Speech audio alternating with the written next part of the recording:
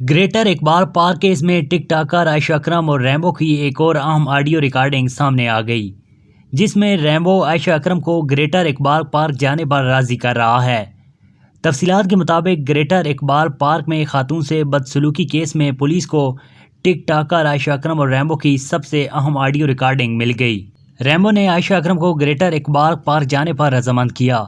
Audio में Rambo ने आयशा से गुफ्तगू करते हुए कहा कि इकबाल पार्क पहुंचकर तुम अपनी रेटिंग देखना, 4 बजे तक पार्क पहुंच जाना, हमारे पास सिक्योरिटी मौजूद है, जो फिराक मैंने तुम्हें दी है वो पहन कर जाना। जिस पर आयशा का कहना था कि मैंने 14 अगस्त के लिए अपना अलग सूट निकाला है, तो रैम्बो ने कहा कि मैंने भी नया सूट निकाला है, बस तुम अपनी वर्थ और आवाम का प्यार चेक करना। आयशा अकरम ने रैम्बो से गुफ्तगू में मजीद कहा कि तुमने पहले मेरी जितनी इज्जत कराई है मुझे पता है। इससे कबल ग्रेटर इकबाल पार्क वाक़े से जुड़े किरदारों आयशा अकरम और रैम्बो की गुफ्तगू की एक टेप सामने आई थी। वो टेप FIA को मोबाइल और रकम से मुतल्लिक गलत बयानी की मनसूबाबंदी पर मबनी है। ऑडियो टेप में आयशा कहती है कि FIA में मोबाइल का नहीं लिखा होगा और पैसे भी थोड़े लिखे गए हैं।